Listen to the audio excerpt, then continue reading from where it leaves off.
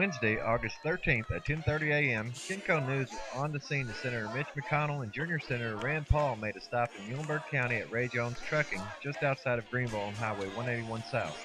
The purpose of the visit was to address local citizens on current and upcoming issues with the United States government and their potential solutions for these issues. If you've read the headlines in our local papers this morning, 2,000 jobs are being cut at TVA company-wide. Headlines in the local paper. Yesterday we found out that KU is scrapping the new gas-fired power plant that was to be built in Muhlenberg County, a loss of another 50, 55 or 60 jobs. So this is an important time, and this man is going to play an important role in that. I'd like to say a few thank yous. Michael Pape is here from Congressman Ed Whitfield's office as District Director. Thank you, Michael, for coming. Kenny Allen, Kenny, raise your hand. Armstrong Cole. We also have Rusty Ashcraft from Alliance Coal with us today in the back there. Thank you guys for coming. I have a privilege to, or we have the privilege, I should say, Muhlenberg County has the privilege of having two very important people with us today. Our Republican Senate leader, soon to be the Senate Majority Leader after the November election. And one that is a possible or probable presidential candidate. So we are in. And I have the distinct privilege of introducing Kentucky's junior senator, who is no stranger to Muhlenberg County. Senator Paul, after he was elected in 2010, about 4 short months after that, he met at our local Job Corps with some of our students and staff out there to talk about issues in the Job Corps program and funding. He says spoken at the Lions and Rotary Club's joint meeting. He has been by, visited with our hospital administrator here in Muhlenberg County. We had a meet and greet at McDonald's. I've eaten with him in McDonald's on 2 different occasions. He's the original hamburger, I found out. He came back for a business roundtable at our Senior Citizen Center. And today is his 6th or 7th visit to Muhlenberg County. And thank you, Senator Paul. We appreciate you being here. Thank you. The president promised in 2007 when he ran for office that he would bankrupt coal to do it. And he doesn't care about jobs in Kentucky. He won't travel to Kentucky. They won't even have an EPA hearing in Kentucky. They have it in Pittsburgh. So this president is doing everything he can. But you know what? We live in a democracy. You elect senators, you elect congressmen to represent you. And that's why we're supposed to have checks and balances. He's not supposed to be able to act like a king. He's not supposed to be able to pass law without the approval of Congress. He doesn't care about our jobs in Kentucky, but we should be able to stop him under the Constitution.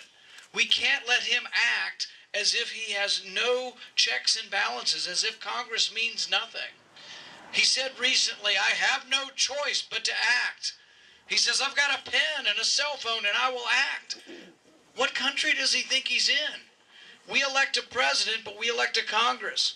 We have a Supreme Court that's appointed. There's supposed to be checks and balances. This is the very fabric of our republic, and yet he acts with arrogance to say he can do whatever he wants. This election is incredibly important. Senator McConnell and I have introduced probably a dozen pieces of legislation, a dozen bills to try to protect the coal industry from this president. And yet what we have is a president who does it by executive fiat. We had a vote on cap and trade. You remember cap and trade? To raise your electric bills? To put the coal company out of business? To put the power plant out of business?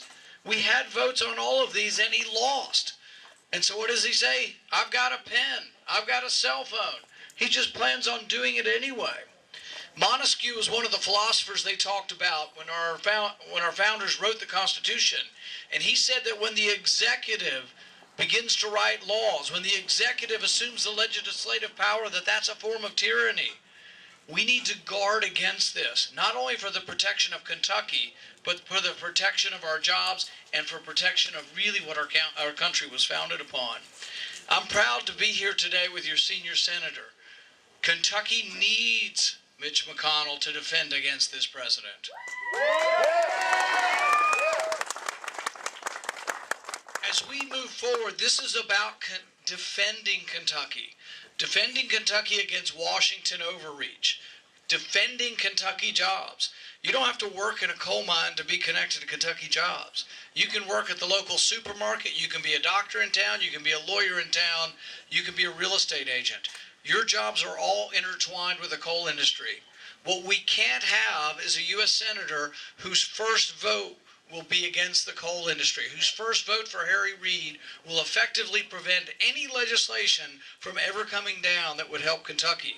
So even if she tries to make you believe she could be for coal, her first vote's going to be for Harry Reid, and there'll be no chance for us. Obama needs Grimes, but Kentucky needs Senator Mitch McConnell. Look, I know why you're all out here today. You're worried about your country. You've probably seen these polls recently that indicate for the first time in American history, our people are not sure they're going to leave behind a better country for their children and their grandchildren that our parents left behind for us. That's what's at stake this year. You've heard politicians before say this is a big election, but boy, this is a big one. This administration has done an enormous amount of damage to our country. Big debts, high taxes, Obamacare, an army of regulators all across America with a view that if the private sector is making a profit, they must be up to no good. Yeah? Yeah. Must be cheating your customers or mistreating your employees. And they're here to help you. Well, this has been the slowest recovery after a deep recession since World War II. Everything they did was the wrong thing. They had total control of the Congress the first 2 years. We saw what they're like. They want to Europeanize our country. They want to turn us into a Western European country with big debts, big taxes, big regulation, slow growth, and no future. That's their prescription for America, and this November we're going to stop them. Yeah.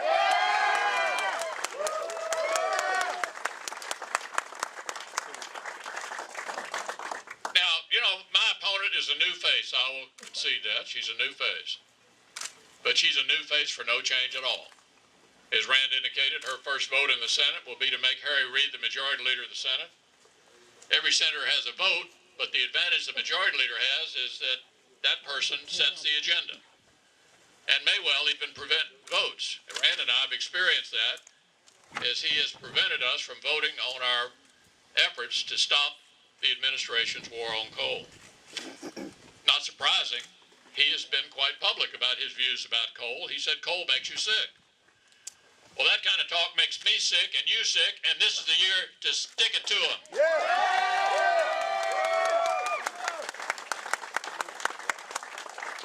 You know, the way we change things in this country is to change the people who make the decisions.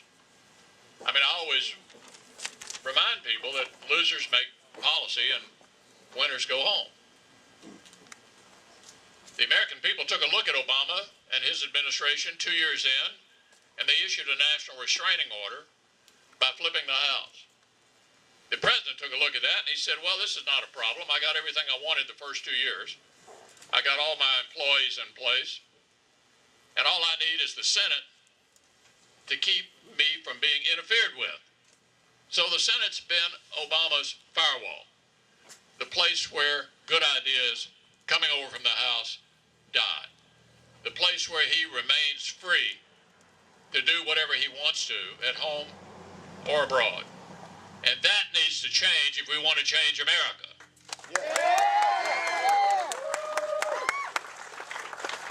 So the solution, as you can imagine, is to have a guy from Kentucky setting the agenda for America. To have somebody from Kentucky determining what gets to the president's desk, rather than somebody from Nevada who's completely in the tank with the administration.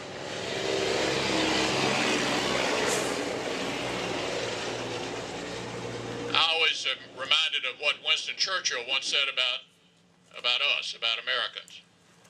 He said many quotable things, but I'll mention to you my favorite. He said, well, you know the Americans? He said, well, they always do the right thing after they've tried everything else first.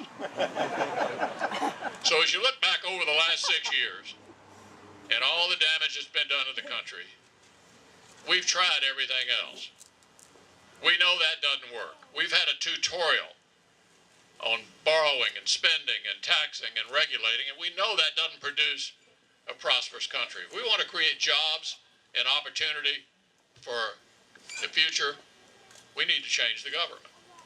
The Obama administration's been bad for the country. It's been particularly bad for Kentucky. Everything they've done indicates hostility to what we do here. They don't understand how we live. They think all the smart people live in Washington. There's nobody at the White House who ever even ran a lemonade stand. They're all a bunch of community organizers and college professors. They look down their noses at us. They think they're smarter than we are. Well, this November, we're going to teach them a lesson. We're going to go in a different direction, make me the majority leader of a new Senate to go in a different direction. Thank you so much. Thank